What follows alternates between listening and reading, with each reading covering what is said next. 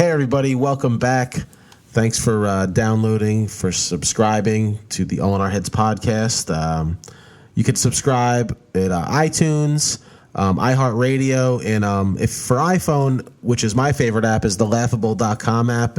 It's a great app because when you subscribe, you can see other podcasts that we've been on, and it's all comedian podcasts to check out. So if you have an iPhone, go to laughable.com/download, and that's that. So Mike and I had a good episode today. We it was a good episode. We talked a lot about comedy. Mike had some just thoughts about his act, and we just kind of like discussed like creativity and creating material.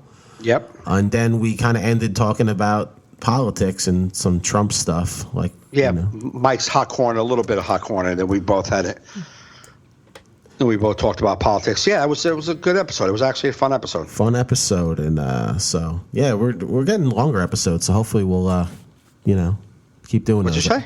I said some of the episodes get long. I like it. Actually, we could have went longer today, but we had to get cut short because of scheduling. But hopefully we won't have that in the future. All right, guys. So thanks everybody for downloading, and check out the episode.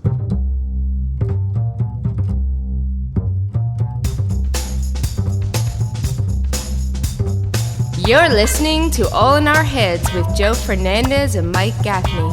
Please enjoy the show.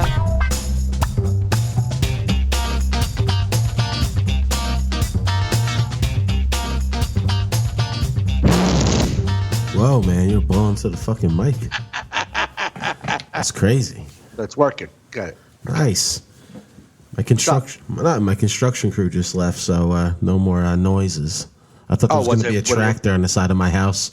It's on the same. Hey, you know what? What? I don't know if you guys are aware of this, but your earphone jack will only work as if you plug in your earphones to the jack.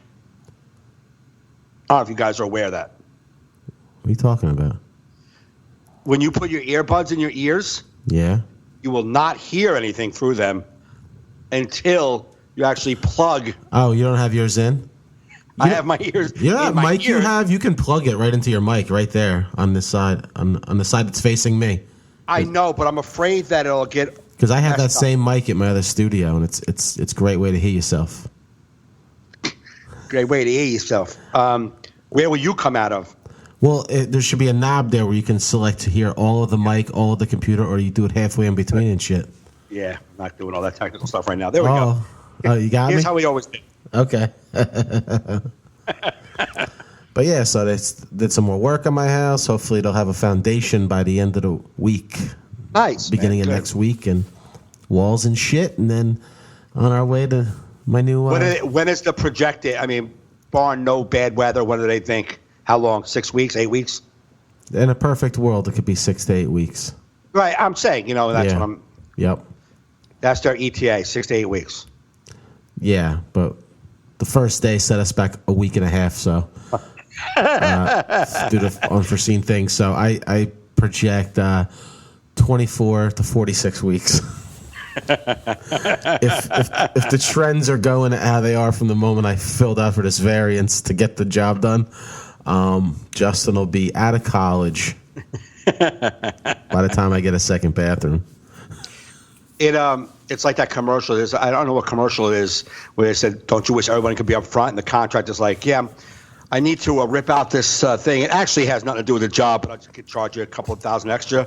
Yeah. And people are like, "Oh, great!" And he's like, "Yeah, we're going to be here like at least 12 weeks more than we said we're going to be." She goes, "Oh, that's beautiful." Like, yeah, dude. The problem they had to fix with dirt in my yard.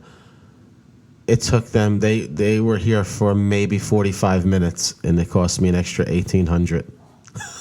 Really? I was just like, wow. The fuck? Like, you wanted it to be like, all right, 1,800, they're going to be here a couple days. Yeah. Couple crew guys. There was 2 guys. One guy comes in with the tractor. One guy's pointing at him what to do. 45 minutes later, $1,800. How are they coming in? Through the back? Do they take the fence down the side? Yeah, taking the fence down, then they put it back up when they leave. Oh, okay. And so Cody's got a few more days of a usable backyard. Is he out there now? He can go out there now? No, I don't have him out there now because I don't want to have to like go like while I'm in the podcast. If he wants to come in, fucking keep going. But he can go out there now because he can. Yeah, when we're done, I'm just gonna let him do his thing back there. He likes to chew shit and Right. Yeah. But they could have dug the hole today fully, but because I live up in the frozen tundra and there's still snow on the ground up north, and the ground's too wet. If they dig, it'll fall in on itself. Oh, okay. So they have to give me a couple days for it to dry. So I'm like, oh. Right? Should I put some fans? I don't, like, what the fuck? He's like, let me know when it dries. I go, what? He goes, well, when the snow's melted. I'm like, all right. All right. So he says possibly Friday. So there's a lot of possible. The word possible is thrown around a lot. It's thrown around a lot. We're going to shoot for. That's another. That's a good contractor term. We're going to shoot for Tuesday. Possibly Friday. The weather report's showing me. I'm just like, there's no nothing. A lot of fine print in your talk, buddy. No, man, a lot. Yeah, it's just all these terms that say long time. It's just, yeah. There's no definitive dates. Then because he's like, if it dries in a couple days, I could be out here by Friday. Yeah. Then hopefully they'll inspect it on Monday, and then I should be able to pour the foundation. I'm like, what the fuck, man? I'm not feeling good about any of this. Should be, could be. I want to start living my life like that. Hey, you want to do the show next Friday? I may be there by 8. Should be a good show. You do most likely. How much time are you gonna do? I'll roughly 10 to 15 minutes in. Yeah, I'm gonna shoot for 45 minutes. I'm gonna try that microphone. But if they stink, hello, holy fudge! You can lower the volume on that actual mic. There's a fucking knob on there and shit. If you look, there's one that shows a picture of a headphones and a microphone or some shit. I'm looking. Should be right there. Yeah. It's like a wheel. Like a volume wheel.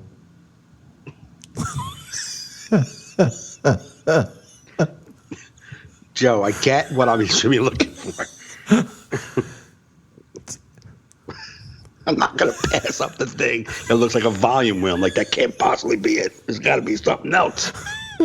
How do you not see it? It's not a massive microphone. Do you see it? Well, you got to hold it up into the thing. Well, you're going too close now. You got to...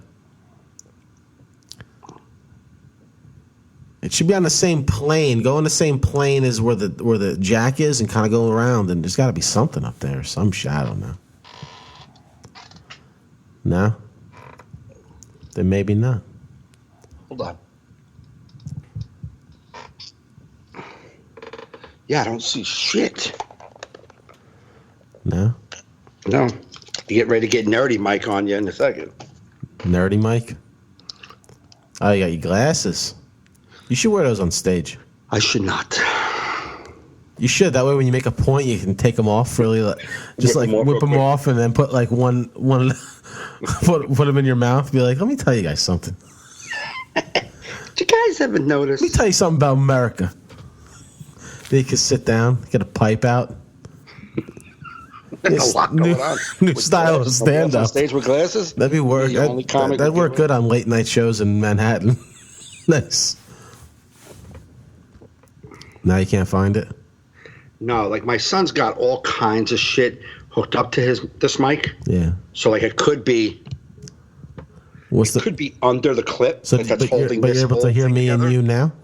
What? You're able to hear me and you now? I can hear you but you're very loud. Oh. It's very loud. I'm very loud. You're not as loud. Oh, okay. Yeah, it's because the knob's probably turned more to you. The volume wheel. Technical update on why it's loud in my ear. That's because the knob might be turned to you. Tech Talk with Joe Fernandez. I wish we were live with video showing you Mike futzing around with the microphone. All right. All right. Fuck it. It's all right. It's all right. It's all right. I'll just take one ear out. I'm just very loud. All right. Am I loud on your end? No, you sound good, man. All right, then fuck it. Then fuck it, man. I can hear everything going on in my body. That's how sensitive this microphone is. It doesn't come off that way here. What? It doesn't come off that way there? No. He took his headphones out. He's like, I don't want to hear myself no more.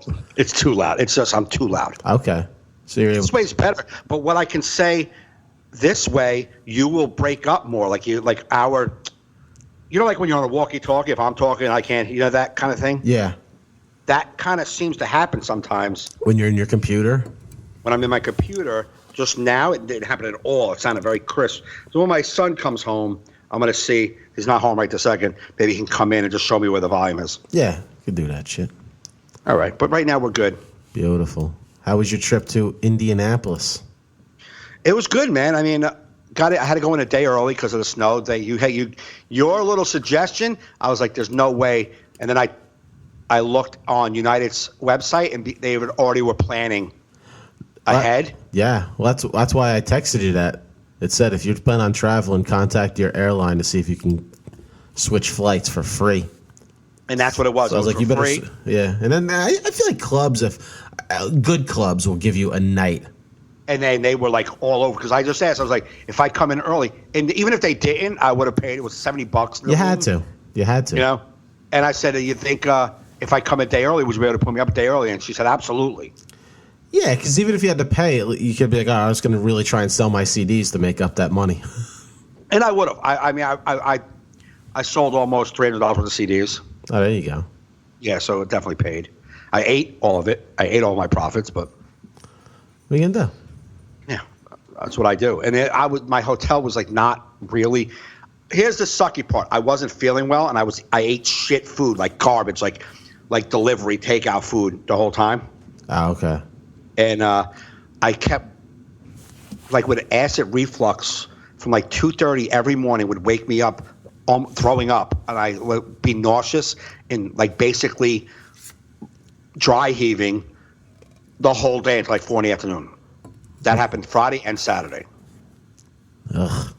Eating shit food. Like so then Saturday I was like, so I ordered like a salad from a place. Like I had to get some real health in me and not fucking cheese bread and, You had to get some roughage. Yeah, I was eating cheese bread and freaking Chinese shit food, and it was not good. When I got there Wednesday, it was snowing. As soon as I landed, it was snowing. I was like, oh, good. I avoided the snow by coming into the snow.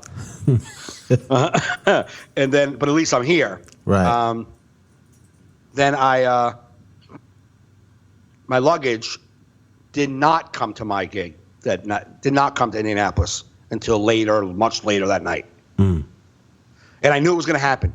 I got to the airport, and when you're checking a bag, you go to the United desk. Then they put, you took your bag, you put it on the scale. Yeah. Right? So I did all that. I already paid for my bag from my phone, so I put it on the scale. The woman checked me in. She printed out the luggage thing, wraps it around the handle, then hands me my bag back and said, just bring it over there. And over there was part of the terminal, had construction plywood up, like a construction wall up, and it just had a sign that said drop off. That's all it said. And I walked towards that empty space, and a black guy shows up with a cart. Before I even got there, and someone was like, can you take my bag? And he's like, yeah, I'll take it. And I was like, and he's like, I'll take yours too. And I gave him my bag. I'm like, there's no way that makes it on a plane.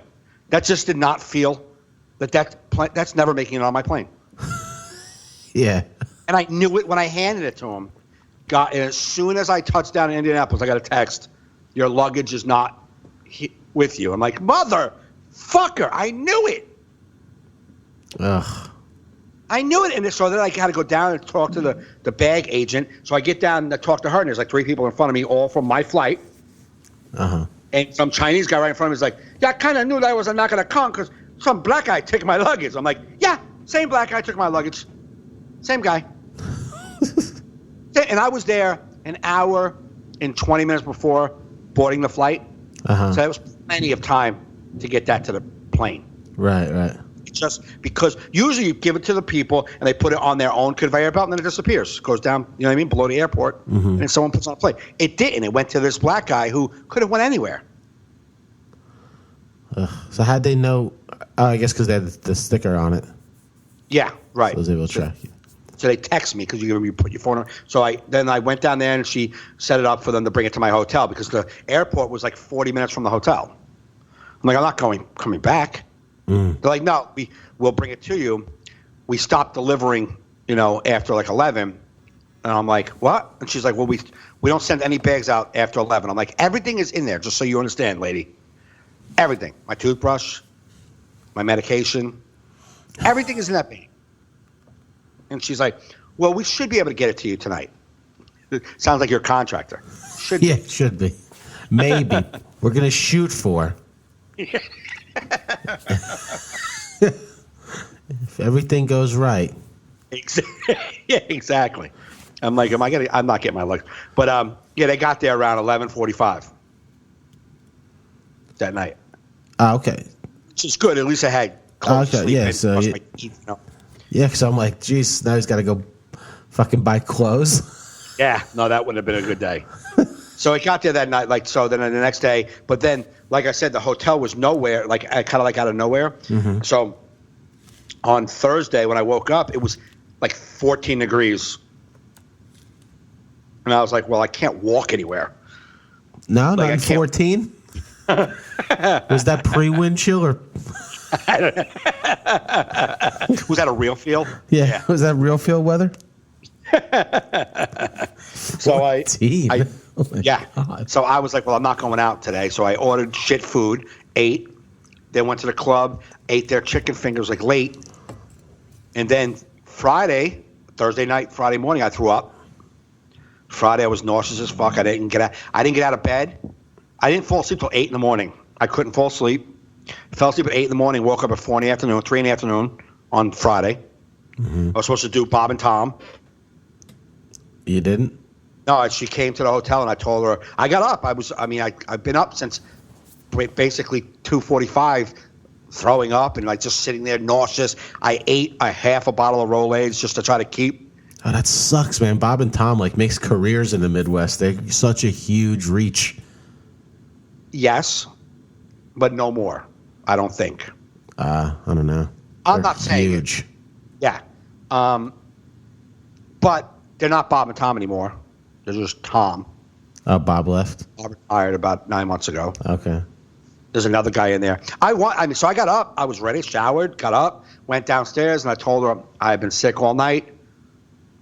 Sometimes you could be in radio for 3 hours with them. Right. I was like, do you think I can just stay in the room and in bed so I'm at least feel good for tonight's 2 shows? She was like, yeah, definitely. Makes more sense. So they have 2 clubs, so the headliner for the other club stayed the whole time. And they love him. They say that I can't think of his name. They say they love him, so they kept him the whole time. Oh, good. So they covered me. I went upstairs, went to sleep, fell asleep at 8 o'clock in the morning. Couldn't fall asleep. Fell asleep at 8 o'clock in the morning. Woke up at 4 in the afternoon. And then Friday, woke up, ate a little something, ordered Chinese food. But I had like light, like chicken and broccoli, like light. And I was okay. Went to the club, came home, ordered. I got Wendy's on the ride back. Oof. Yes, brilliant move. Woke up 3 o'clock in the morning, throwing up again. Slept all day Saturday. Jeez. It's just and Friday and Saturday were. Friday was 50 degrees. Saturday was 68 degrees there. It went from 14 to 60? Exactly. Wow. So it was 63 actually. 63, and I would have taken an Uber downtown and walked around Indianapolis, found something to eat, but I was miserable. So, during the day sucked. Shows were good. I almost got almost got beat up. What? Yeah. Can we make a spot? Can we make a spot for just a couple interactions with the audience for me? Yeah. Do you want to set up spots? Well, there's a couple of this. I'm going to listen to see if there's a spot where we can find me talking to the black guy Okay. that wanted to beat me up. Okay. But then there was an interaction with the audience with a young kid who's going to college, and there was a table of four kids, all college, and I was asking them, what they were taking in college, and the last one said he was. So what are you taking? And he's like kind of. He looked like KP Burke, kind of like a little chubby, like built, like bulky. Yeah. With a hat backwards, sweatshirt. You know what I mean? So I was like, taking in college. He's like, exercise science, and I just started laughing. I'm like, exercise science. Exercise science? I'm like, what a lofty term for a gym teacher. He's like, I said, just so you know, your parents aren't buying it. You're not going to go home to your dad, I'm going to be a scientist. Like, no, you're not. He didn't take kindly to that? Oh, he loved it. No, that guy. Oh, that guy. No, the black guy is a different story. The interaction with the kid was great. I want to put that on. Just it was a fun interaction. Okay, we'll pop that in now.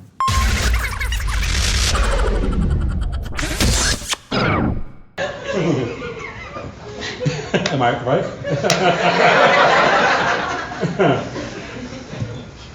What do you do for a living, 21-year-old? I'm a student nurse.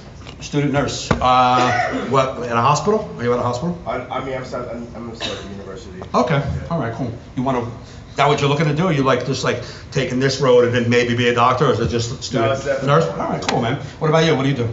I'm a student as well. Nurse? No. You don't look like I would not want you to walk in that room. I would not put that dude. Stop, man. You broke something, bro? Nah, I'll be back in a minute. This doesn't look like a guy I would trust with my life. What about you? What do you do? I'm a student. Doing what? I knew you. Business. All right. Students, I get it, okay? But I gotta do that word first and then the next thing. Business, that means you have no fucking idea. You just want your dad's money. He just wants his dad's money until he figures shit out. That's what that is. Business, Dad! Well, what business? Just come on, send money! Can you help me out? It's business! Do you have a book? No, they don't give you a book this early! What about you? Business school as well. Business school? Yeah. So business nurse. What are you doing? Exercise science. Did you hear that lofty term for gym teacher right there? Did you hear that long-ass term for gym teacher right there?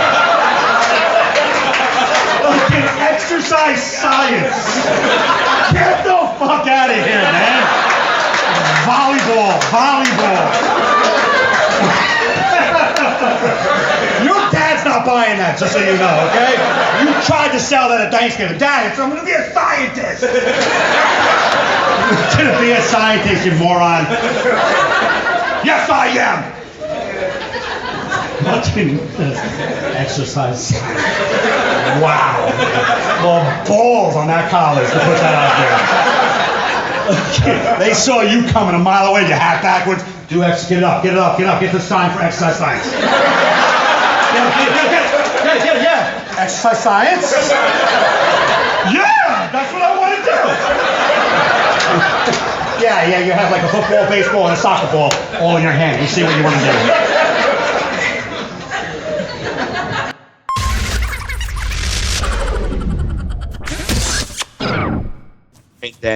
And then if I can find something that makes sense, there's a part where I was talking to the black guy, and there's a couple parts where I was making fun of him. I'm going to put that together and give you a little context on probably why he wanted to punch me in the face.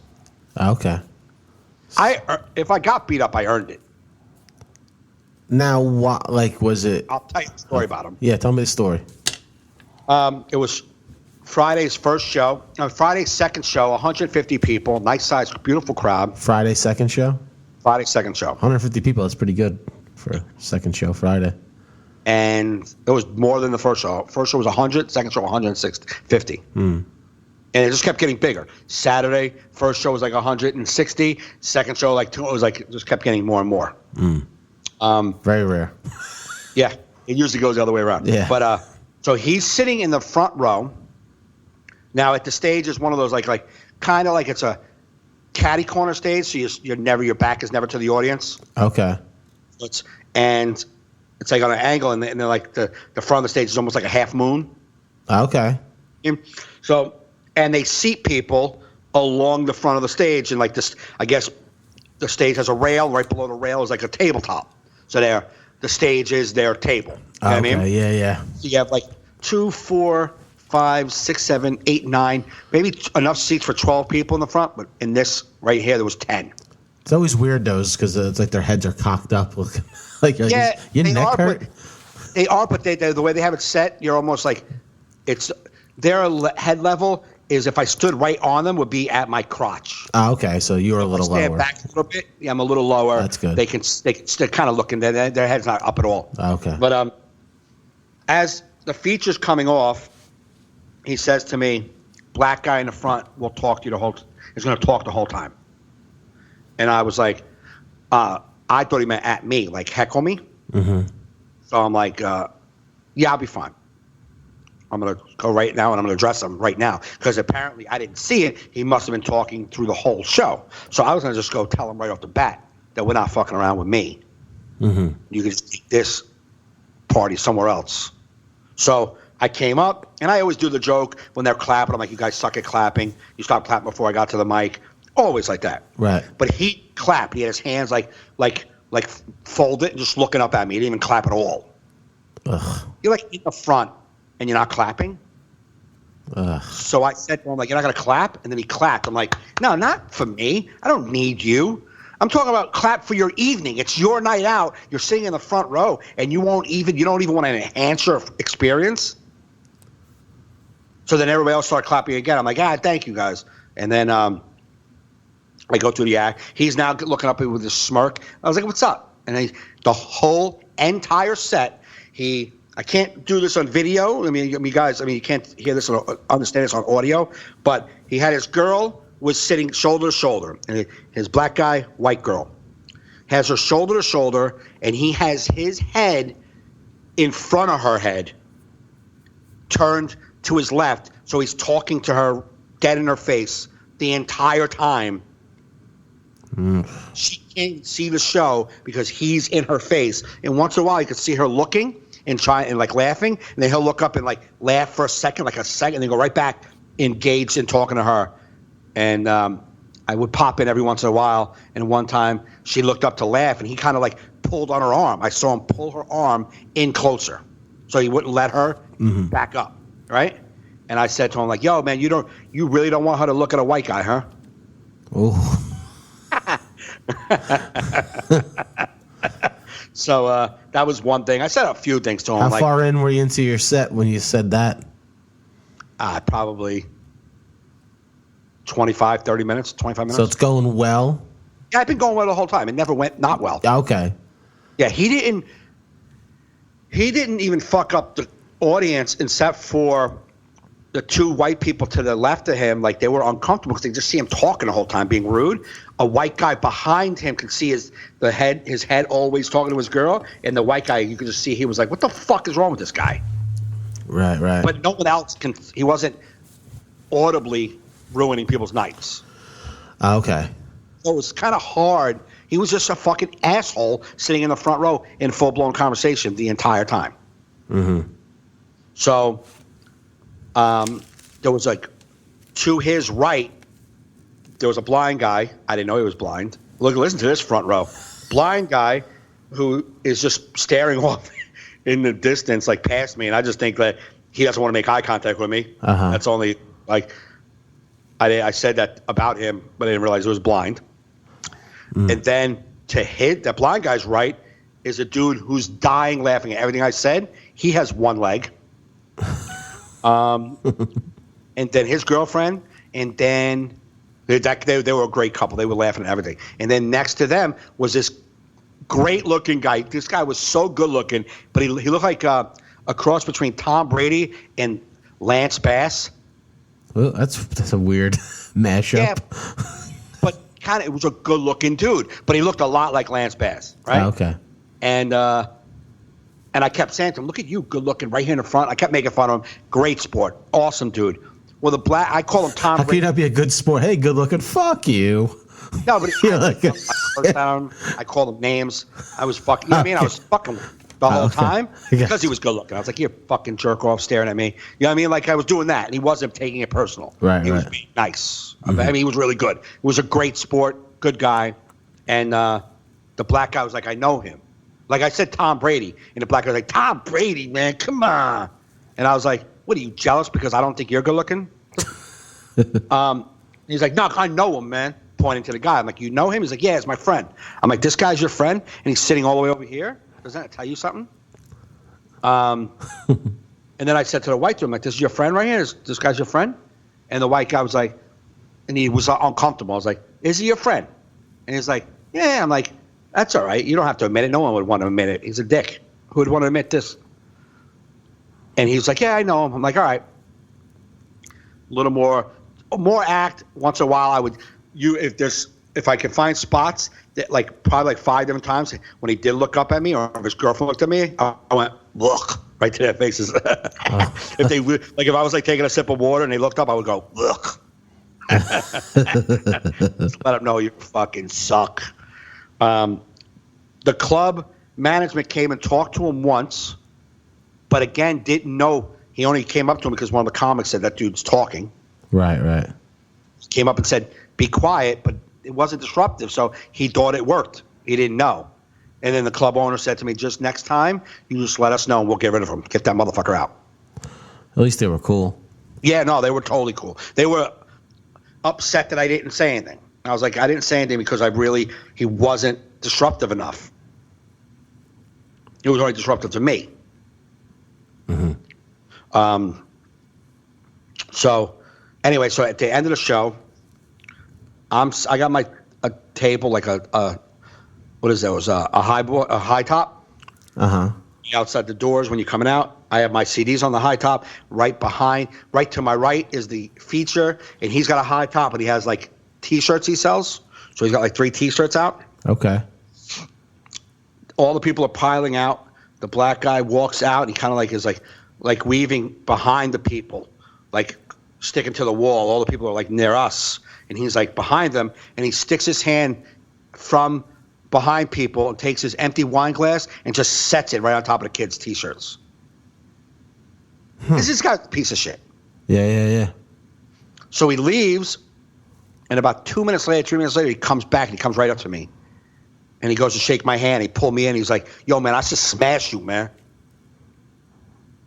Ugh. I was like, "Why? Your best friend Lance Bass loves me. Why would you want to smash me?"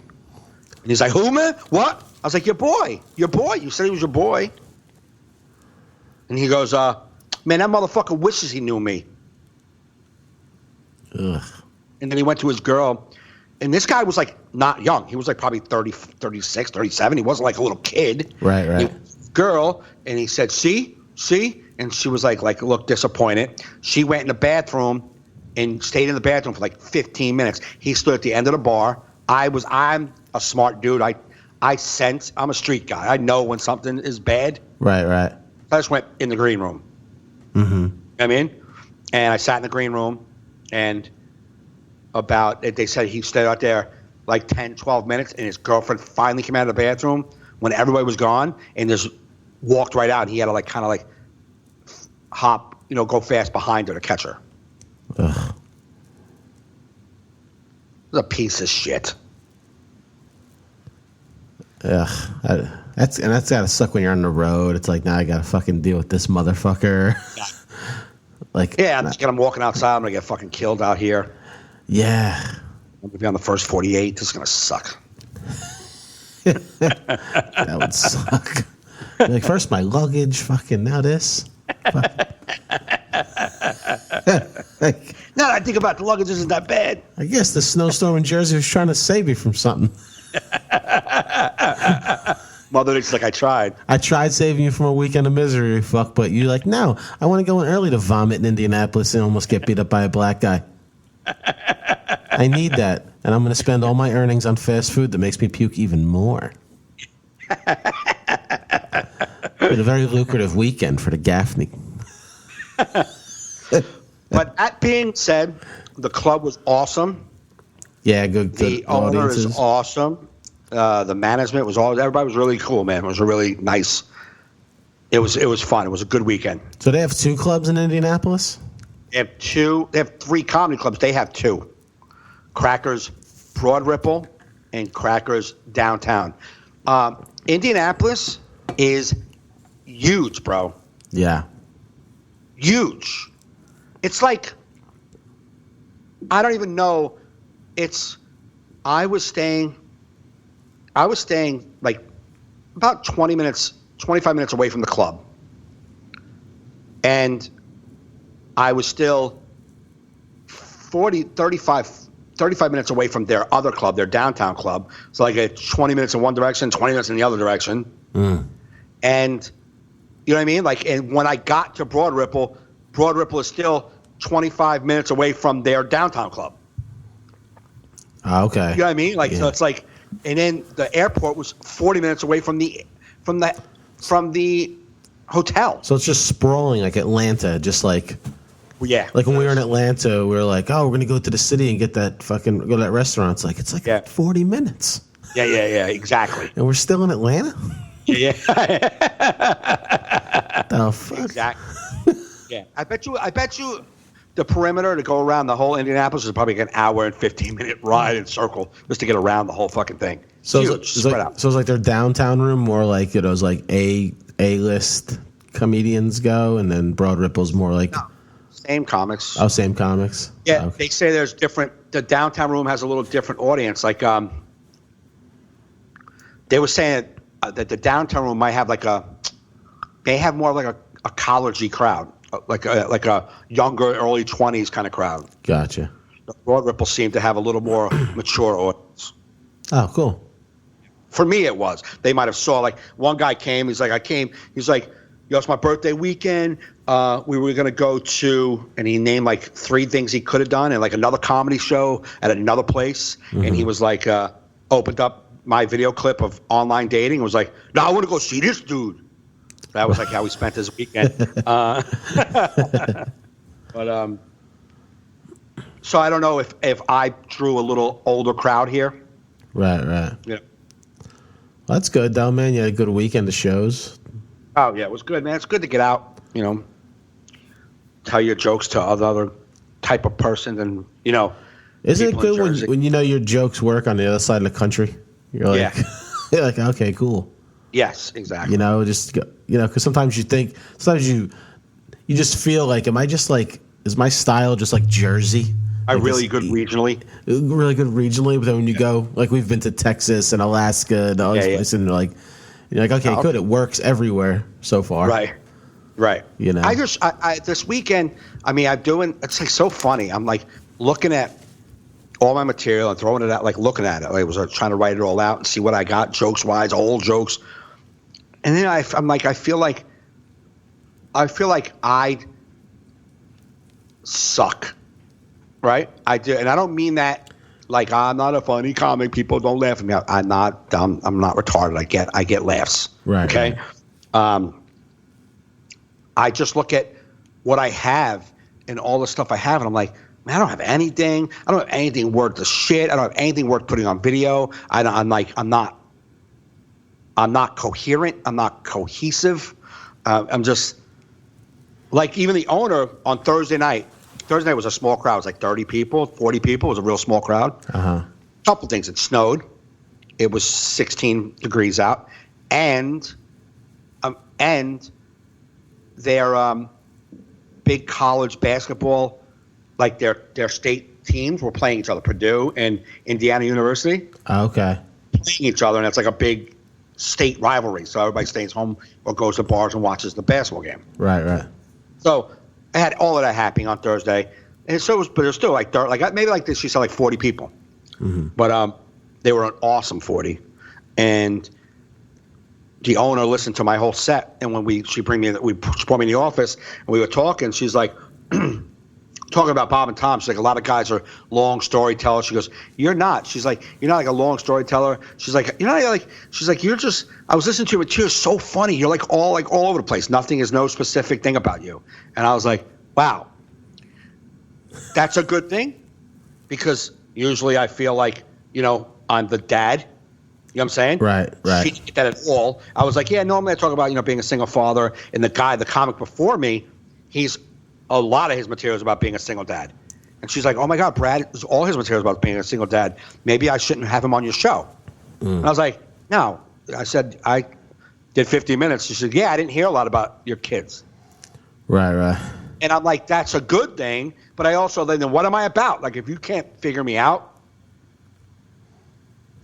you know what I mean? Am I just a comedy, like a guy who just says funny shit and has no fucking point of being on stage? That's what I thought. And she didn't mean it that way at all. She meant it like, yeah, you're just like all over. Like, you just talk about so many different things, which was a compliment. I'm glad that I don't seem like I'm just talking about being a dad. But like, then what am I? And I fucking felt like I got nothing to offer. Like, I got nothing. Like, I got nothing. Like, what are you? You're nobody. You're just a guy who says funny things every once in a while. You got nothing else going on. And I was like, it really made me go in my mind. I could not get my brain to figure out, what am I about? Like, what can I say about? What can I do that defines me? I'm like, I couldn't even tell you. I'm like, wow, I have nothing. And like, am I? Like, I really, and this is not, you know, like me, you know, the what was me thing. It's not, because I mean, I do good on stage. I'm just like, but I felt like I really have no long-term success plan in this thing. I don't feel like I have anything to work on. Like, I just feel like I got nothing. Like, in terms of your act, or just like? Yeah, like my act, like my act, my other creativity. What can I produce? And I'm like, I don't have anything. Like, my brain went totally blank, and I kept looking at my notes, and I'm trying to write all my sets down. And I'm looking at old notes, like from fucking like 2013, 2011. I'm like, oh shit, I stopped doing that joke, and I'm like putting it all out there. And I'm like, even with all these jokes, and then I found a whole nother like 15 jokes I forgot to even write on the list. I'm like, oh, I got all these fucking jokes that I don't really do. And I'm like, even with all of these things, I don't have nothing, saying nothing. I'm like, there's nothing going on there with all this shit you're rambling on about. Like, I don't see anything that can give me potential to be like, blow it up to like, oh, that's what I'm about. So like more of like a concept, like almost like a concept album, or like a concept act. Well, and also like, you know, like, all right, you take a premise, and like be able to blow, like, all right, I'm a recovering drug addict, right?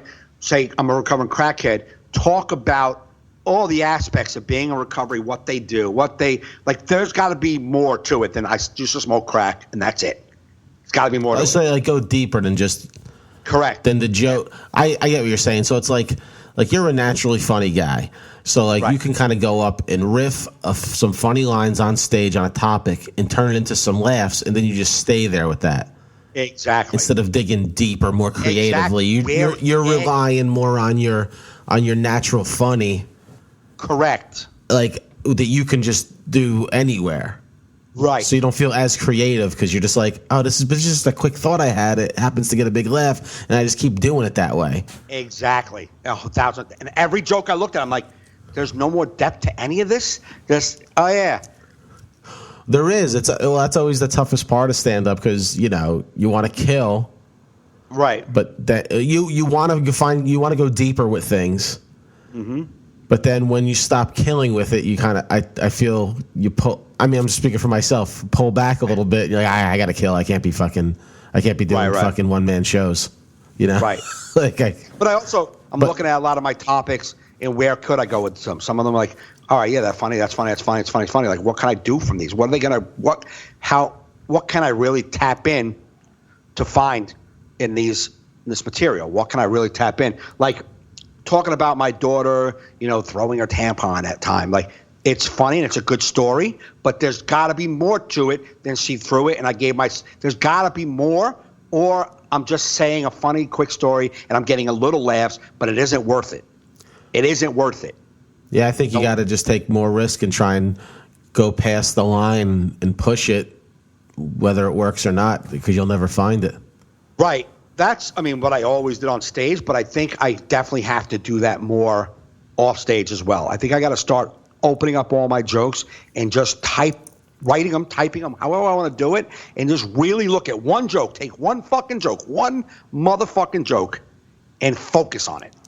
Focus on that joke and see how much more. Think about it. It's going to take time. Just think about what else is funny about that. Oh, my God, imagine if I did that. Write it in there, write it in there, write it in there, write it in there, and then try it on stage. Yeah, well, I've been listening more to my tapes. So I'm listening to my sets, and while I listen to them, new ideas come just from listening to my joke. And I know that's the truth, but I just looking at my whole act in general, I was just like, there's nothing here that it's even worth talking about. That's how I feel. Like, none of this shit is even worth talking about. Well, yes, they get laughs, but they're not worth talking about. But they're not worth, because they're just throwaway lines and no substance. And exactly. Like a lot of the new material is throwaway lines. A lot of the old material had meaning to it, right? Right. So about my kids, they all had deep meaning. The stuff when I talk about my kids, even when I talk about dating, and like I pulled back this weekend, they're on my CD, but I never really. They're jokes that I think are really good, and I never do them because when I was doing fundraisers or big shows trying to showcase my act, I was showcasing me talking about my kids, right? Right. But there's jokes like the deaf kid sign, in the blind bike, in the Braille in the hotel. Those are really good jokes, and they're chunks that go really big. I beat the fucking topic up. Right. And I want to do that more with those jokes. I want to beat, and they fucking crush, and they made me happy to do. Right. And I'm like, I know they're on my CD, but I don't give a fuck. I don't care. There's 3 jokes on my CD that I want to continue to do. Okay. You know what I mean? And that's the Braille bike, the blind bike, the deaf kid playing in the street, safety turtle. Yeah. And the Braille around the hotel room. They are good jokes that are fun, and they're like, I don't know, they're just a lot to me. Well, how about instead of redoing those jokes and then making them bigger and developing that same joke, just leave it where it's at and take the idea from that next point. Like, it's instead of doing the old setup and the old punchlines just take your new thing, because then you don't want to be working on something that old that's already recorded. You're not going to be happy with that either. I'm not saying working on it, but I want to use those. I like doing those jokes. I don't want to put them to bed. Oh, okay. They give me more enjoyment to do. They do. They give me enjoyment. I enjoy doing them a lot. Way more than talking about my kids, doing Prolly and Flip Flop. I'm not doing any of those. Yeah. You know what I'm saying? The deaf kid playing in the street, it definitely, I enjoy doing it. And I think there's more to that concept. There's more to just basic signs in general. There's more to stuff like me just being in life and aggravated with a lot of shit. Mm-hmm.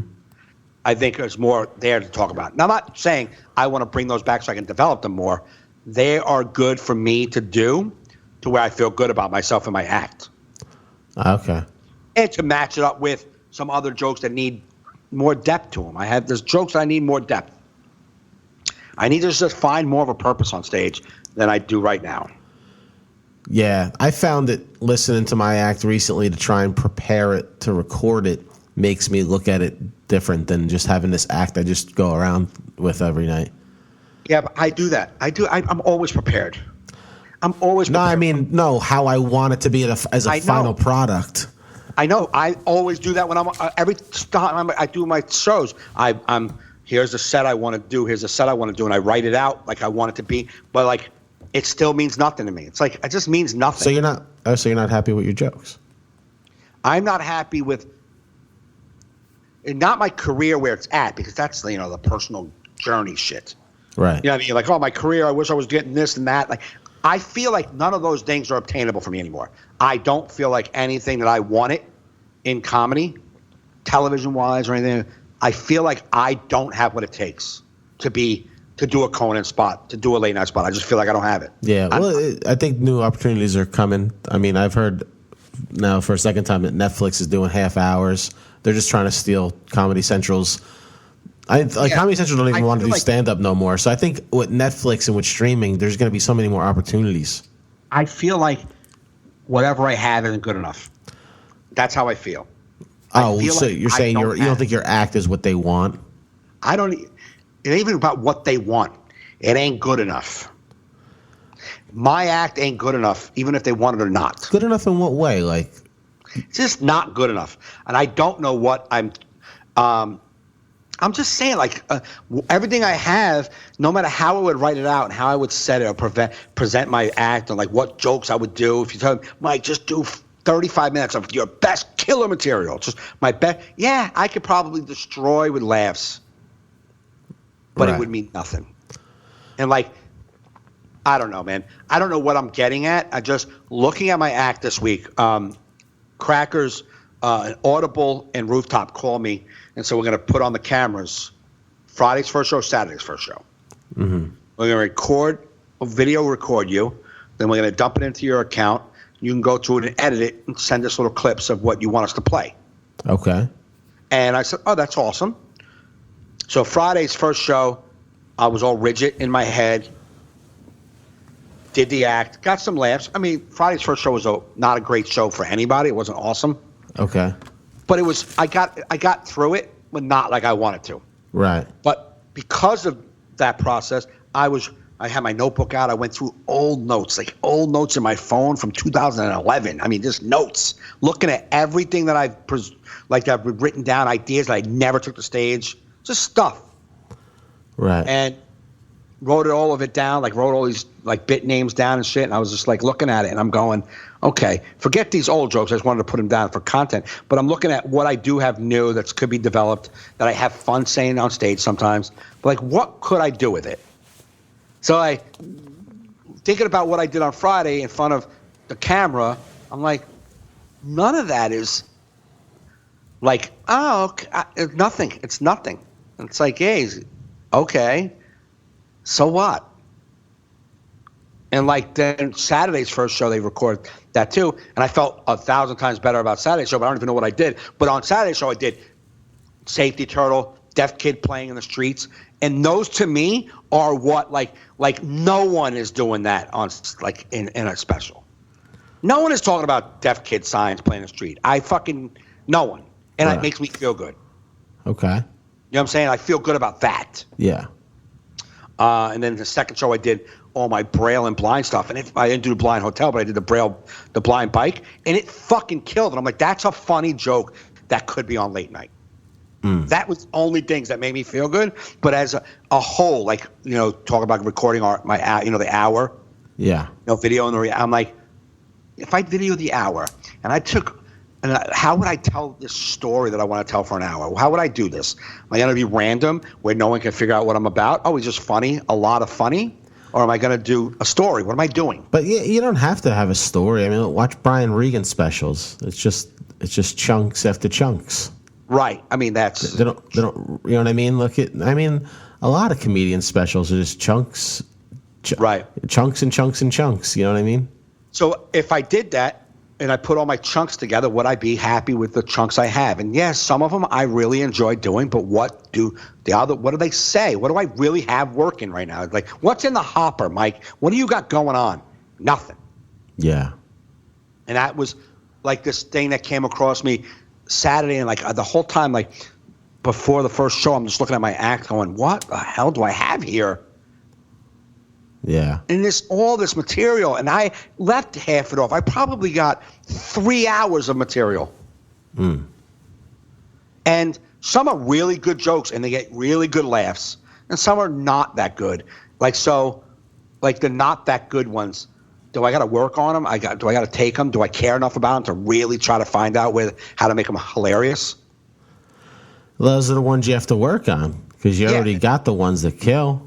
Right. And I think that's where we run into our problems. We want to kill. I mean, it's not a problem. We do want to kill. It's our job to kill. Right. But we got to try and, like, for instance, like I've talked about it, a ton about my dad's funeral bit. I've tried it in all different spots of my act. There was spots where it was like it was a shitting the bed in the middle, shitting the bed at the end. So I started doing it at the beginning of the act. It was starting my shows off weird, but it forced me. So I was doing a bit up front that is possibly going to eat it for 5 minutes. Right. Right? So I'm taking this huge risk off the boat. I'm going to start talking about death. Right. And maybe the crowd will turn on me. But it made the joke so much stronger. I don't put it in the front no more. Right. But by doing that, it may out of sheer fear of bombing with it, it made me fucking fix it.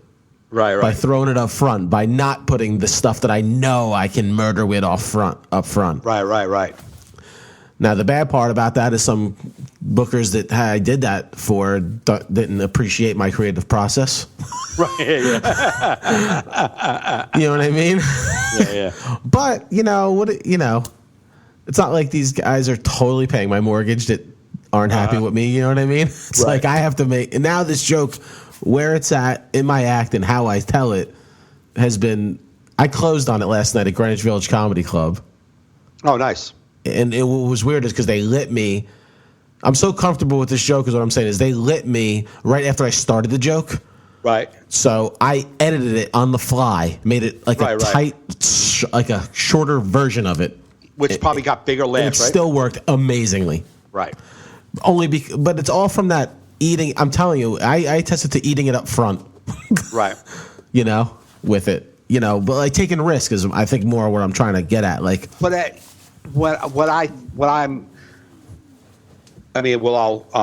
coming to the conclusion, and it's a conclusion I've always known, and I know it all the time, is I have to be working out more. Because when I was working out at Ha or LOL or wherever I was, when Dangerfields was booking me more, when I work out, I always try newer stuff, and I'm always trying to develop a joke a little better,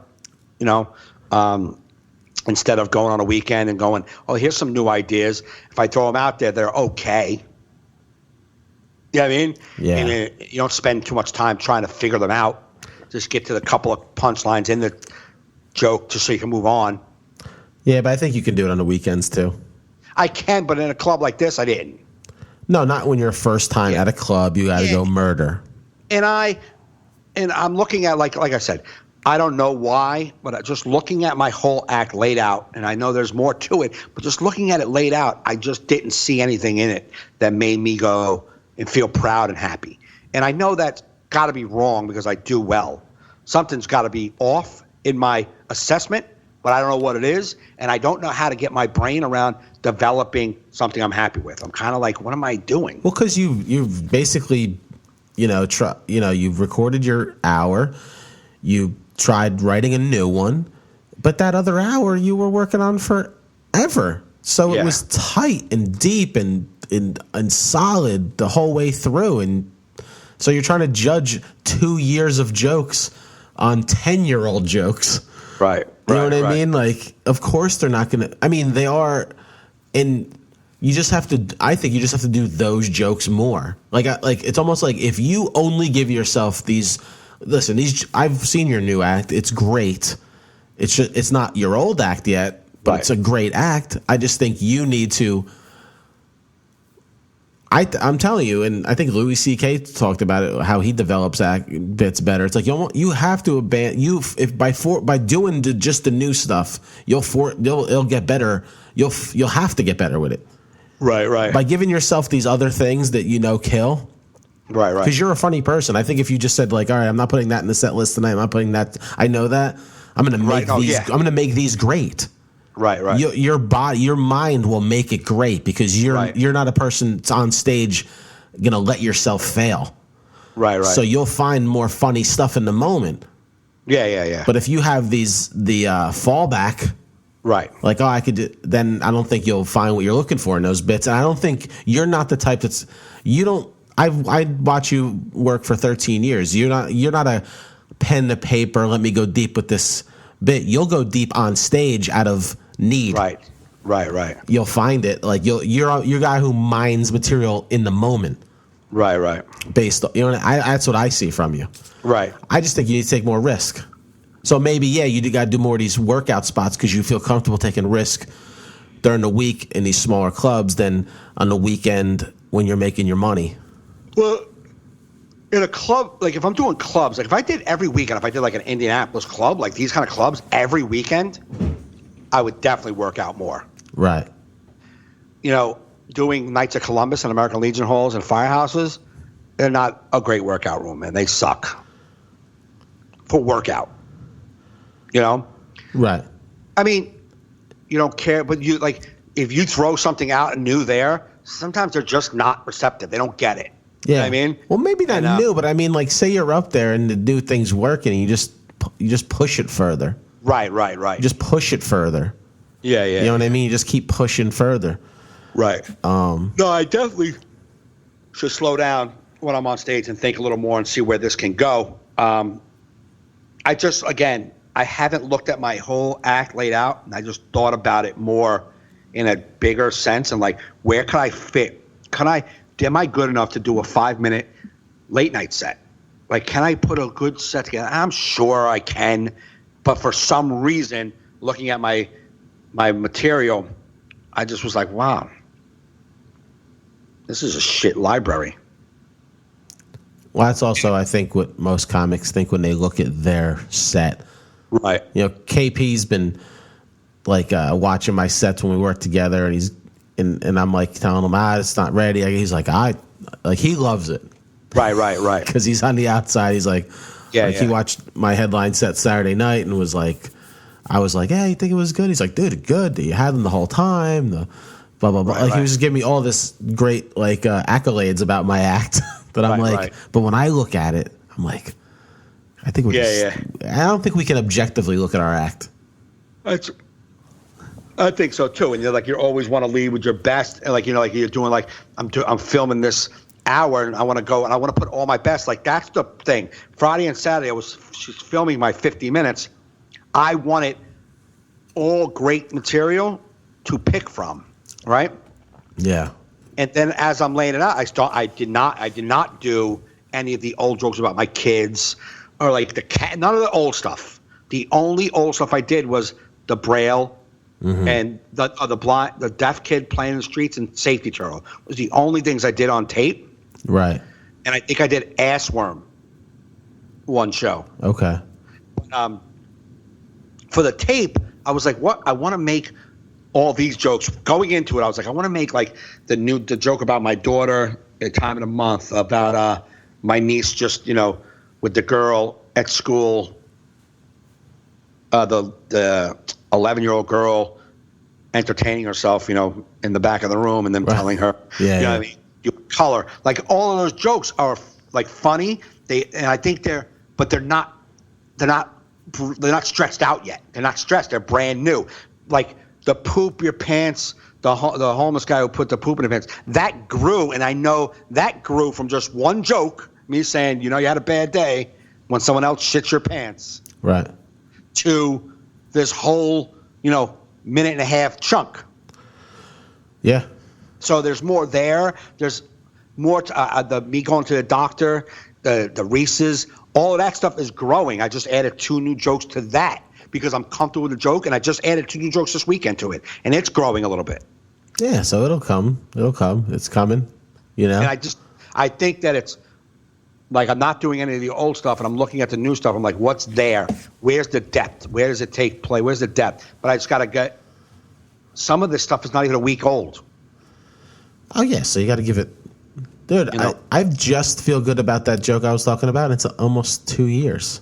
Right. 2 years of doing it, and it's like, oh, now I'm really – right. And I'm sure it'll get even better. I mean, you hear comics talk about they record their special, yet they're doing a joke still on the road, and then they just found another 4 minutes for that joke, but they can't do it. You can't do nothing about it. You're not going to re-record it. I'm not going to re-record it. It's just and that's why a lot of them say they stop doing the joke because they don't want to find anything new to it. No, because it's useless. Yeah, I said it to Sebastian about he had some joke, and I'm like, can't. And then he did it on special. Then he grew like an extra 3 minutes. And I'm like, the extra 3 minutes is even funnier than the original joke. Yeah. And I'm like, is there a way you can introduce that extra 3 minutes as a new joke and forget that old joke? And he's like, I don't think I can. I'm like, that sucks. Yeah, and I think, yeah. But I think it's right. good, though, to move, because I think that helps you grow moving on. Right. Because if you just, then I'm telling you, then you're going to have a 12-minute joke on something that's 12 years old. Right. You know what I mean? Then you're going to be that guy. Oh, yeah. You know, the guys we see, like, oh, Rain to Bob it. Like, what? Yeah, it kills for 20 minutes, but unless the crowd is 50. Yeah. That's true. I just I don't know why I brought it up. It was just something that hit me looking at my material really with a fine-tooth comb, like really looking at it. Mm-hmm. I was like, wow, am I worth the shit as a comedian? What the fuck is wrong with me? Yeah, you work every weekend doing stand-up comedy, so there's value in you. And your act is, like I said, when did you record your CD? 2 years ago? In September, it'll be 2 years, right? Roughly. So it's not even been a year and a half ago. Yeah. You recorded a year and a half ago after working this act for fucking over 10 years. And you're like, man, I don't have... It's not as fucking broad and amazing a year and a half later. No. I mean, even like people that were on that I'm going to record every year are starting to get off that a little bit, realizing they need to 2 years, 3 years. Yeah. You know? One of the comics drove me home Saturday. And he said to me, it's like, he's been doing comedy maybe a little under 2 years. Uh-huh. He's like, you know, me and my friends were talking about all the comedians doing new hour all the time. He's like, we kind of feel like that's a bad thing for the business. And I was like, it's good that a new comic is feeling that way and not feeling this immense pressure that you got to be amazing new hour.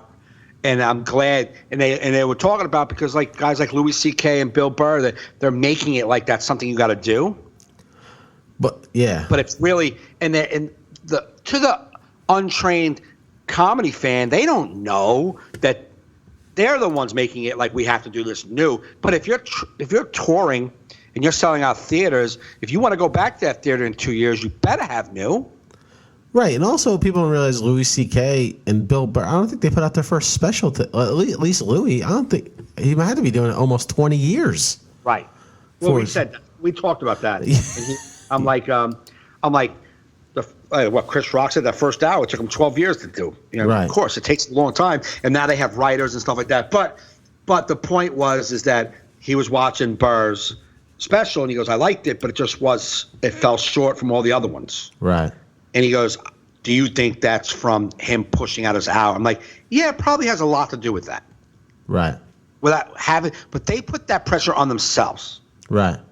You know what I mean? Like, I think if you tour the country, you can come to Jersey and not have to be back here for 2 years. And in that 2 years, if you can come to Jersey and give that crowd a new 30 minutes, they'll be happy as shit. Yeah. You don't got to come back with a brand new hour and 20. No. Dude, you know what I mean? I just looked up. Louis C.K. said his first show, technically, was 1985, his first open mic. Okay. Right? His HBO One Night Stand, which was before his first hour special, was in 2006. 21 years later, he did his HBO half hour. Right. And then the following year, he did Shameless. So 22 years. Wow. And then he started putting them out a year. Right. And Chewed Up was a year later. Then the other one was 2 years later. Right. But it's like, you know. Yeah. No. It took a long time. 21 years before he did his first half hour. The HBO No, what about that half Comedy hour. Central? Well, I don't know. Shit one that was like standing in front of looked like a barn. Oh, that's not on his discography on Wikipedia. Isn't that the one he hates the most? Okay, maybe that one came earlier. Yeah. He had a CD that's out of print called Live in Houston in 01. That could have been his Comedy Central Presents. He hated it. Right. So, yeah. But still, that's fucking 16, 17 years after starting.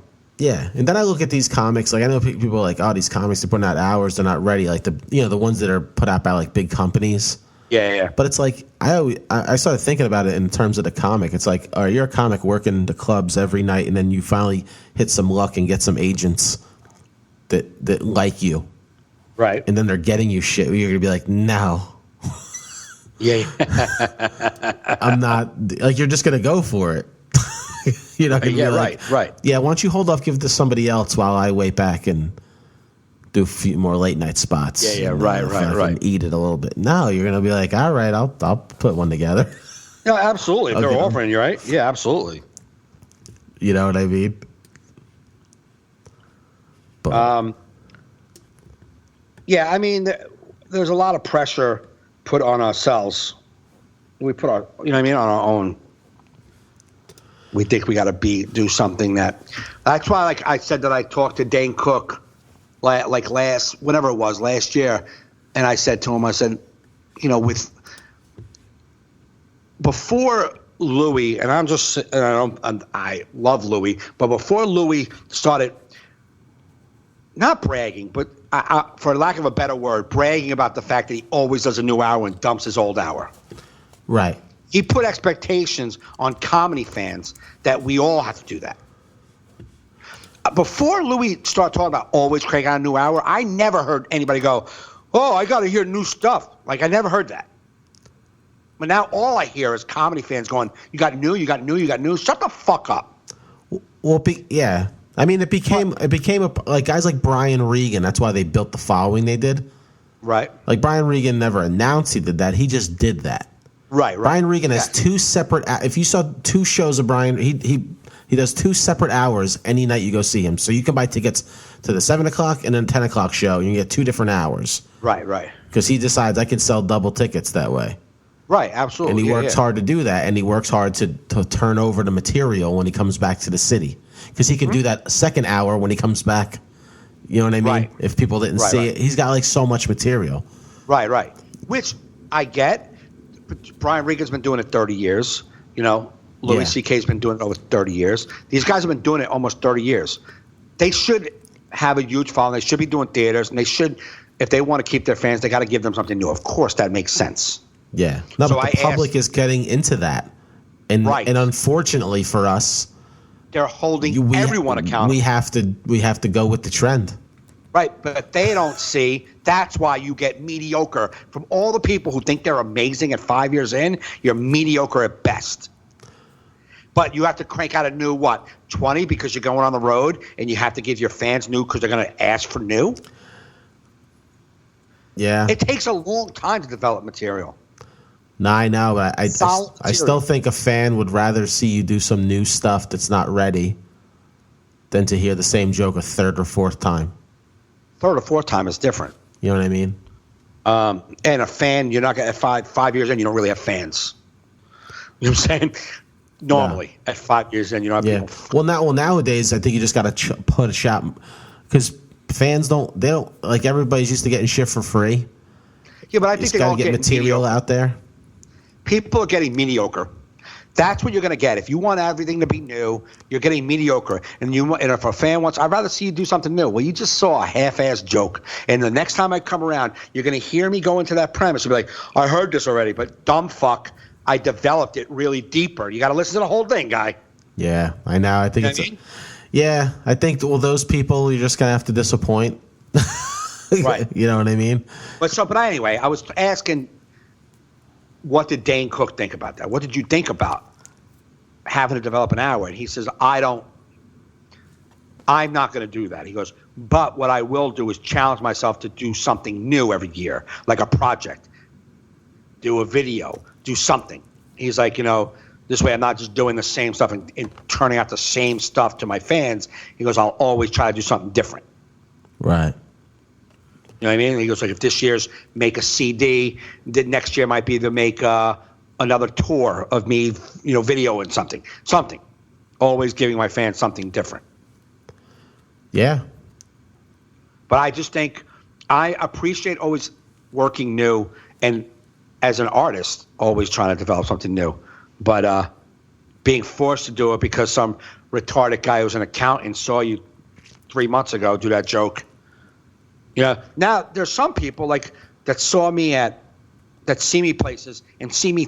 This one group saw me 3 times in 2 months. They came to see me 3 different times, like followed me. Yeah. Right. And I was like, I couldn't remember what shows they were at, so I just did material where I knew some new stuff, and they were like, "Oh, we love your new stuff," and I'm like, well, "You saw me? When did you see me?" They go, "We saw you last week." I'm like, good Lord. And we saw you 6 weeks before that. I'm like, okay. And I'm like, because I didn't want to do the same stuff. Like, we love it. So some people just love it. See, I don't think it's out of the realm of, I think, like, as an artist, as someone that's creative, if you put out a product, CD, DVD, I don't think it's too much to ask of a fan to put out a new CD to DVD in 3 years with all new material. Right.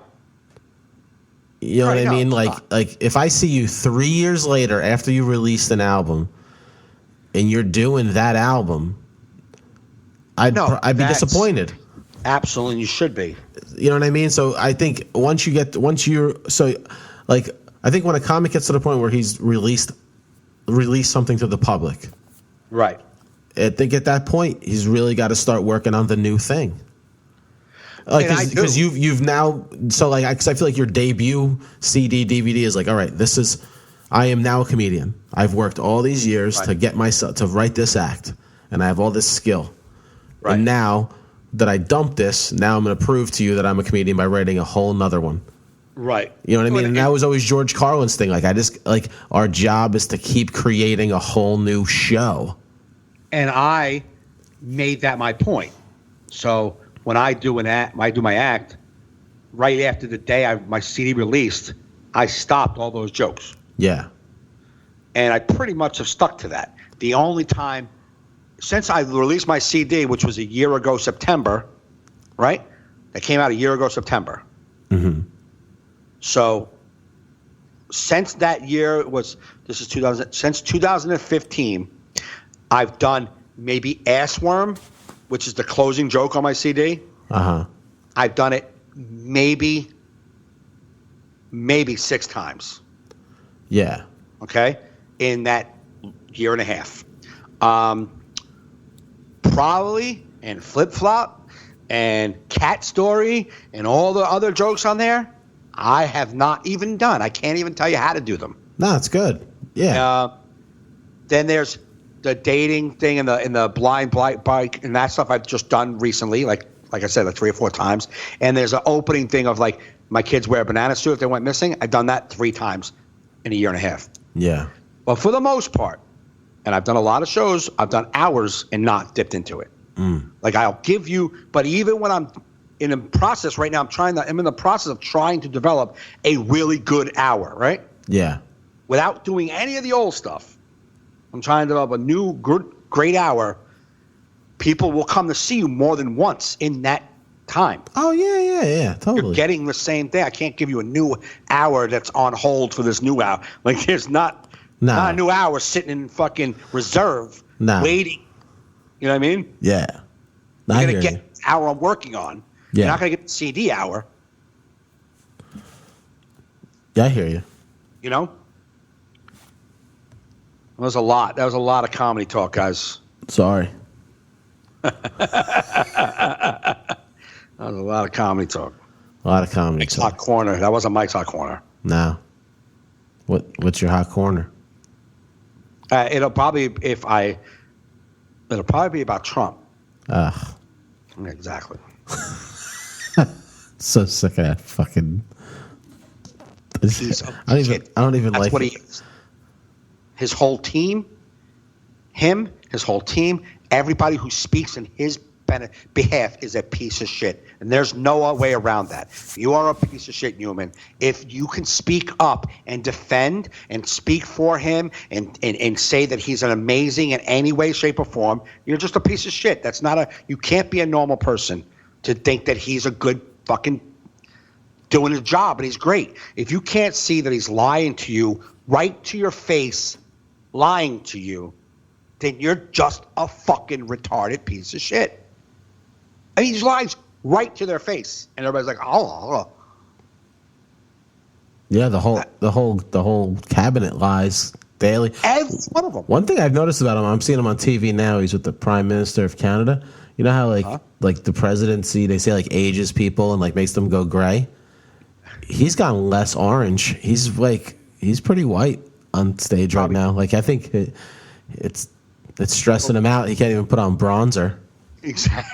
I think maybe, or maybe because he is so insecure that the whole world laughs at him for being so orange. That say he was finally like, maybe I don't look good. Maybe this orange isn't working for me. Yeah, maybe not. Everyone makes fun of me. Yeah. I think we all like those kind of things. I don't even say. I don't make fun of his face, his fucking hair. I don't care about none of that shit because that lessens him. That makes him like a human. I'm not making. You know what I'm saying? The lies that he tells.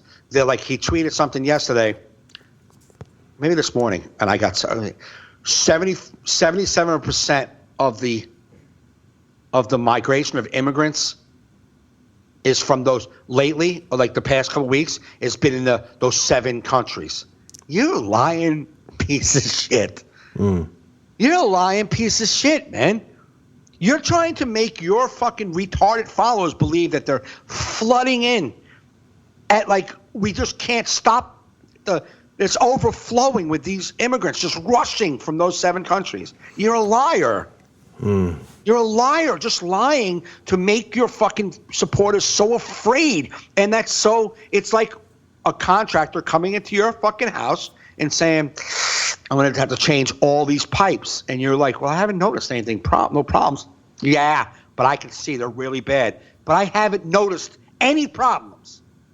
I can tell, though, they're bad. Okay, change my fucking pipes. And then doesn't do shit and goes, how's your plumbing working? Well, the same it was before you said it was broken. Yeah, but I got it fixed. I guess he didn't do anything. He's creating a problem that's not real, and so then he bans Muslims, and his retarded fucking followers think he's just saving us. No, there's no problem right now. There hasn't been a problem. If he should be held, like some burden of proof should be on the president. Like they say, he has carte blanche if he feels that he needs to protect us from foreign people. He has the right to seal the borders or do whatever he takes to protect the American citizen. Right. So he came out of nowhere 10 days, 5 days in the White House and said, whoa, the threat is insane. We need to stop all immigration. You should have to show why you believe the threat is insane. You can't just say that. Yeah. So the president just can say that? So if that's the truth, the president can come on and go, listen, everyone, we need to turn off your internet because aliens are coming in through the Wi-Fi. What? Yeah. Aliens from fucking outer space are coming to your Wi-Fi. We're turning off all internet until we can figure this out. Well, we have to be okay with that? Oh, Prez, before you turn off my fucking internet, can you show me some fucking Martian communications?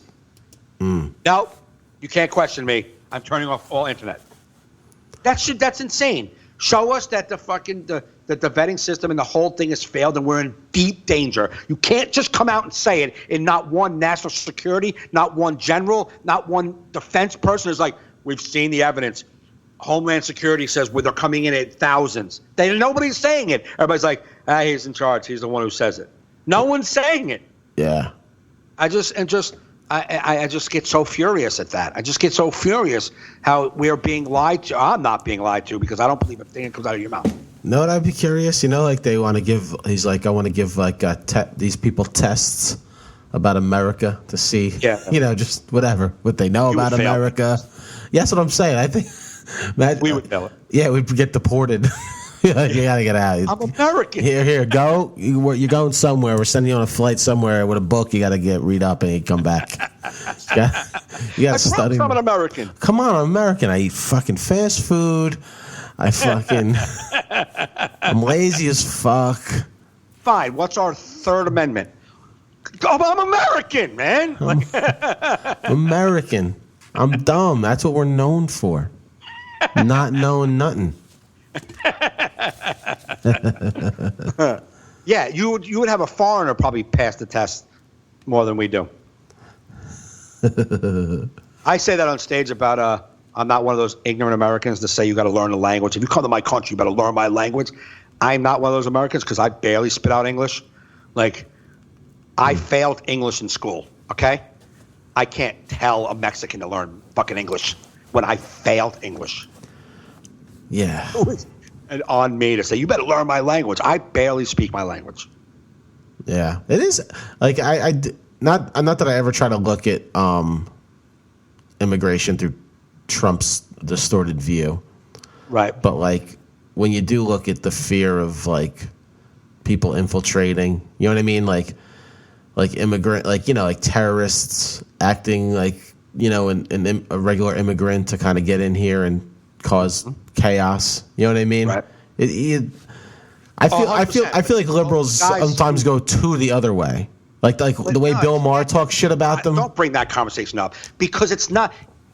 Focus on the truth is there already is systems in place for every immigrant to go through before they come here. There's already in place. So to say it that like if we say, well, I get what you're saying because they can infiltrate. No, they have to go through the same system that every immigrant goes through. There's not like there's no system. You have to, if you're an immigrant and you're coming here from any country, you have to go through a system unless you're a Mexican. I mean, like coming through the borders, but that's not the problem that he is facing in those 7 countries. They all got to get on airplanes and fly here. In order to do that, all your paperwork has to be in order, and that takes at least 2 years to do. Well, the reason why, you know, those other countries were on the list and not Saudi Arabia and stuff, what I read was like a country like Saudi Arabia has paperwork of birth record of people of their country. In these other countries, they don't. They're just like people. Right. That's why it takes them 2 years to come through those countries. Yeah. At least. You cannot, like, here, let's say today, Trump comes on and says, those 7 countries will not be permitted. Starting tomorrow, no one from those countries are permitted to come into the United States. No one who hasn't already gone through the 2-year process is getting on an airplane because they need to get here before the ban. No one. You have to go through a 2-year process to come from there to here because you don't have birth certificates or proof where you came from, originally came from. That's why it takes so long. That's already in place. That's been in place. Right. It's not new. So that's the fear. Like, oh, you don't know what's going to come across the border. Yeah, you do. They already have a system. And the reason why Saudi Arabia, that's one reason why. Another reason why is because these 7 countries were put on hold through the Obama administration, they figured it would be easier sell to go, well, Obama did it. Right. That's why they just chose those 7 to get it going. But the truth is that it was just a campaign promise that fucking Trump wants to say to his insane supporters, look what I did, guys. I banned them. Told you I was going to do it. That's all it was. Oh, yeah. It didn't work out. I mean, at least it was a victory for people that are fighting Trump. It's like they put up they put up a resistance and it got it into the courts and it got shot down. So it's like the first time I saw people doing like, what do they call that? Like, why can't I think of the fucking word? People gathering to like protest. The first time I saw a protest work. Like lead to something. Right. Not just a bunch of like there was that whole like Occupy Wall Street was like, hey, we're gonna stink up Manhattan for 2 weeks and then go home. Yeah. Like we don't know, we have no plan. At least they had a plan. They got lawyers that got on the case because of it, and then boom. Right, absolutely. So no, the Occupy Wall Street, like although I respect what they're talking about, like they were like protesting like a system versus like they weren't like they were out in front of McDonald's going, McDonald's sucks. They were just like in front of Wall Street going, hey, our monetary system and the way people make profit sucks. Like, oh, well, that's what but I think that this should be a learning lesson to liberals because I think they should learn from this one because this was a legitimate thing that they protested and got something. So stop crying every time. Stop making things up or or like doing any sort of like that guy was speaking in UC Berkeley. I don't want him to speak. Let's go riot. No. But that's not what they were doing. That's But what were they doing? No, they were protesting. They weren't like, we don't want you to speak. We want to be here. You're going to speak. We're going to say what we want to say. But because they were violent idiots, right? But like do it. Like I'm saying, if you act up about everything, no one's going to listen to you for anything. Absolutely. So it's like fucking pick battles wisely. No useless. So we know. So we know when that guy speaks at a college, a lot of times people protest or like at least pick like show up to say, we don't like what your message is. Listen, liberals for years are all about popular speech and not free speech. They're always trying to shut people's speech down. Right, but I'm saying for liberals, it's like college guys spoke before. It's happened before. People protest his message, but these people got violent and disruptive, and then the college stopped him from speaking, which was for his safety, and I understand that because the fucking idiots tore down the building. That's something they shouldn't do, but it happens every single day. It's happening now. The cameras are on. It doesn't happen every single day. What are you talking about? That dude or some racist person goes to speak. No, but the liberal college shut down his speaking thing. No, that is because they got violent. That doesn't happen every day. The protests happen every time this guy goes to speak, someone's in his audience protesting every time because no one likes his message. That's not a new thing. That wasn't because of Trump. That's because of the guy's message. However, they were fucking assholes for being disruptive. No, but that's what I don't understand about liberals. Why are you protesting someone's free speech? Not protesting him not to speak. They're protesting what his message was. They're allowed to do that. That's what you're supposed to do. If the KKK marches down streets in North Carolina, no one stops them. They do it all the time. But there's people on the side of the road with signs going, "We don't believe in your message." That's supposed to be. That's the way. That's how you're supposed to do it. Not supposed to just be like, "Oh, they hate us. We should stay over." Like your message. Here's our message. You have a message. We have a message. Is it going to get anywhere? No, it's going to be. I'm just telling you. I think this is the liberals' big problem. They just they want everything and they stand for nothing. They stand for everything, but not for nothing. It's almost like they want too much. They want just if you don't listen to us, then you're hate speech. If you don't believe what we believe, then you're dog shit. It's like they're never like they're just. That's what's happening because you're buying into that. No, I don't buy into it. It's just because that's the downfall to them to protesting at everything is because someone even like you will say, they're just bitching because we don't like our. I'm not saying you're doing this, but it seems like they only bitch because they don't like the message. No, but they're liberals are the biggest people shooting down free speech in this country. More than conservatives. It's always liberals that want to police language. They're always policing language and what people are saying. Yes, absolutely. And it's like, stop it. No one's stopping anyone from speaking. They just protest your message. And then that college shut down the speech because they got violent. I know. I just think liberals need to worry about important things. Liberals need to worry about important things. I just think they just can't get enough of themselves. They just I don't know, man. And I consider myself more liberal, but they almost make me sick with it's like liberal. It's like it goes against the word liberal to like if you're not a liberal, that makes you conservative if you like want to shut people down.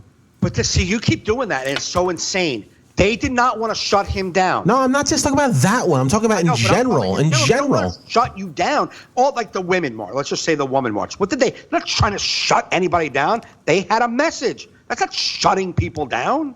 No, it's just like anything. When they're like, "Oh, let's boycott Uber." Oh, good. That's fucking retarded shit. That's what I'm saying. No, that's what I'm saying. Those are the things. But those are the examples you want to exploit as being. This is what you do to fucking right. The guy from Uber uses his rights to support whatever he wants. So you're like, shut.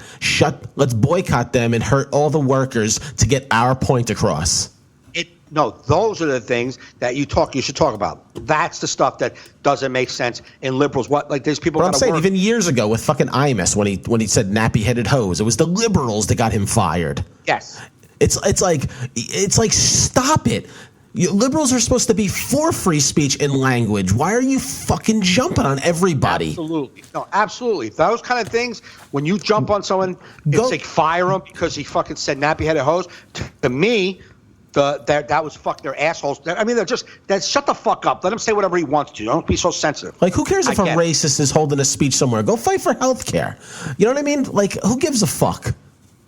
You know what I mean? See, now you're back on the topic, and now they should give a fuck because he has very hate-riddled speeches, and someone should say, hey, our message says fuck you. But if we learn anything from this Trump victory, people that believe in that guy, you're not going to change their mind anyway. Absolutely not going to. So why waste your time trying to get him to stop saying that message to the people who actually want to hear that message? Instead, go fight for the important shit. That's what I'm saying. Yeah, I think, though, there's something in that. I'm not going to, on that topic, there should be people doing that. There should be. I think on hate, like deep fucking hate for race, someone should be right across from you going, fuck you, that message. Oh, you have 1,000 people here believe in you? Good. We have 5,000 that don't believe in you. Fuck you. Well, that college should have stood up and let him speak there. That's what I believe. The college should have. The college should have. Absolutely, but I know why they didn't, because it was dangerous. But they made they did it because colleges are shut down. Colleges are notorious for shutting down speech. Because colleges are pussyvilles. That's what I'm saying. They're pussyvilles. But it makes. Listen, what I'm saying is it's bad PR for liberals, and that's why they lose, man. That's why you're not going to get the middle of the ground voter, which is what you need. No, you know what I mean? So, like, yeah, you could fucking be all high and mighty and be right about what your beliefs are, and this is what we should do. But this is why you continually lose elections. It's So, yeah, you could be like, yeah, we should stand up against that. Yeah, but it's like you do too much of it, and that's why you lose. You need to win. You need to fucking chill the fuck out. I will say, you pick your battles.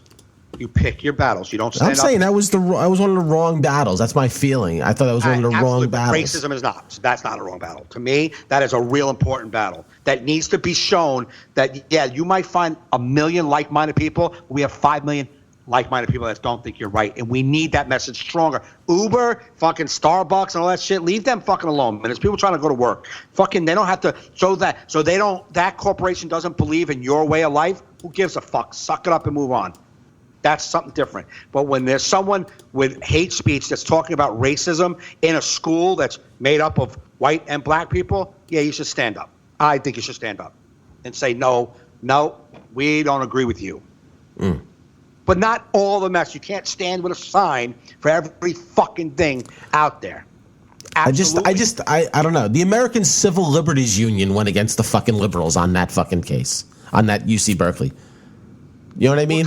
Because they say you have to protect speech even if you disagree with it. Absolutely. And that's what I'm saying. But you guys, you're going to it makes liberals look bad is what I'm saying. It's your PR is bad because of it. You can't shut down people's speech because it's not popular with your speech, even if it is a racist speech. Absolutely. And I'll tell you this, if the KKK, when the KKK has speeches, I want them to have speeches. But I do. I don't support what their message is, but I want them to be able to do that. 100%. The fucking rioters at UCB, the reason why the Civil Liberties Union was against them is because they made it shut down. They shut down a guy's freedom of speech.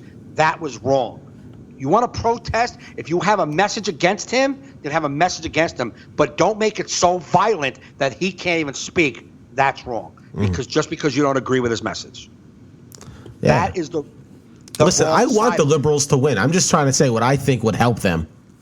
Absolutely. Win in the future. The other day, they need to pick their battles. Right. There's some things you need to shut the fuck up about and just say, oh, well, that is, fuck it. Because that whole story made them look bad and made that guy look good. And you made a racist. If that guy would have given that speech, no one would have even known it happened. Exactly. And you gave him publicity. You gave now you made him more popular than ever. And you make yourself look stupid as shit. And you make yourself look like crybabies. Can you at least agree, and we'll take it, at least agree that it's the violence and destruction is what made it bad? No, but I think without the violence and destruction. I think if no violence happened, they would have had the speech. You would have they would have just been there. You would have never seen it because he would have had his speech. The reason why you saw it on news is because the fucking kids broke windows and set shit on fire. That's why it went to the news. Them protesting, his speech would have just happened. It's like when the riots happened in Baltimore after the shooting, right? Like when they started burning down the CVS and the gas station and the fucking wig store, and they're robbing TVs. The black guy got killed by a cop. He was unarmed. That message is now gone because you robbed CVS and burnt it down. It is over. That poor family of the black kid that got killed wrongly, his message, that message is gone. No one gives a fuck anymore. The guys who thought the cops were always right definitely think they're right now. Mm-hmm.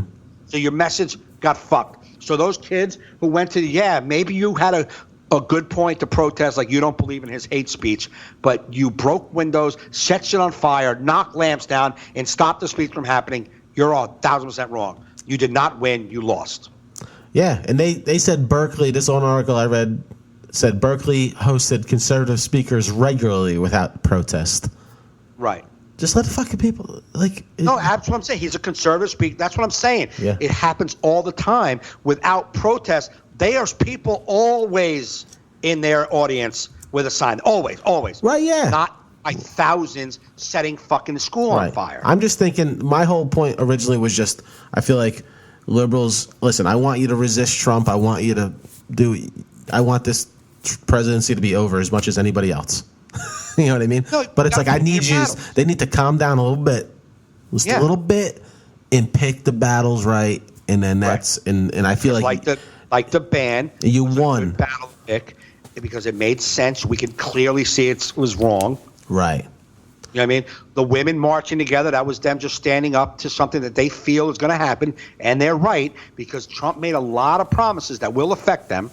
Oh, yeah. I just saw a bunch of conservatives, they're at other congressmen's rallies because now they're mad they're losing their health care, but they voted for Trump. Yeah. It's like, but he said he was taking it away. Why are you mad? That's what you wanted. Yeah, yeah. You fucking dummies. But then they saw that one guy, what was it, his advisor when he was in that interview, was like, I think Trump supporters like his words, but don't take him literal, right? Yeah, yeah. Ugh. You know, they don't take him literal. And then now everything he said he's doing. That's why he put the ban on the Muslim countries, because he said he was going to do it. Even though he has no proof to do it, he said he was going to do it. So I ran into a friend who voted for Trump, and I go, so what do you think so far? He goes, ugh, right? He just was disgusted, but he goes, I just think he goes, I just couldn't. I'm just happy Clinton's not in. He goes, maybe this will lead to just them. He feels that it at least led to Clinton's not being in office ever again. That was his. He feels that was his victory. Yeah, well, I guess a lot of guys, people like that, even that you said that where they're showing up to Congress. That you said that rally at the congressman was trying to give a speech, and they were like, yeah, and he was like, I don't care. I would have never voted for Hillary. I would have never voted for Clinton in a million years. This was the right choice. The Republican guy said. Yeah. He just wasn't voting for her. He didn't care. So I get it. I totally get why nobody wanting to vote for her. I totally get it. I'm not totally get it. It's just when the retarded people realize that all the things he says he's going to do, he's doing. Yeah. And they are going to affect them. I don't want to hear you cry. You don't get to cry. Nah. That's the one thing. You're sick. You don't have any health care. You didn't know that was going to happen. Fuck you. I don't want you to die, but I hope you get really, really, really close to death because you voted for him just because you didn't like somebody, you dumb motherfucker. Yep. Fuck. Yeah, I got to go pick up Justin, man. I got to wrap this podcast up. Oh, okay. I didn't think yet. Yeah, it's cold and windy out today, so he don't want to walk home from school. Oh, okay. But, yeah, good podcast. Yeah. I didn't get to... Yeah. What did you want to say? I forgot, actually. It don't matter. It always matters, Joe. Oh, I know. We have no time to get into what I wanted to say, so we'll get into what I want to say next week, just like last week. You want to continue when you come back? Don't you got to go somewhere? I don't have to go anywhere right now. We're already at an hour and 40. Joe, it's up to you, man. Nah, we'll just, listen, the way I look at things, if they don't come up, then they wasn't meant to be. Okay. You know what I mean? Yeah. And hopefully we helped you through your creative struggles in your brain. Maybe. We'll see. We'll see. I got to What do you got? dice up that audio and want to put it in. Yeah, you're going to send me the audio. So what do you got going on this weekend? Friday, I think it's a private. And Saturday, I'm at that place you did, the winery. Okay, I think Friday we're together. It's the Scott Brennan fundraiser, right? Oh, you're on that show? The Dover Police or Firehouse Firehouse? thing? Yeah, I'm Yeah. on that show with you.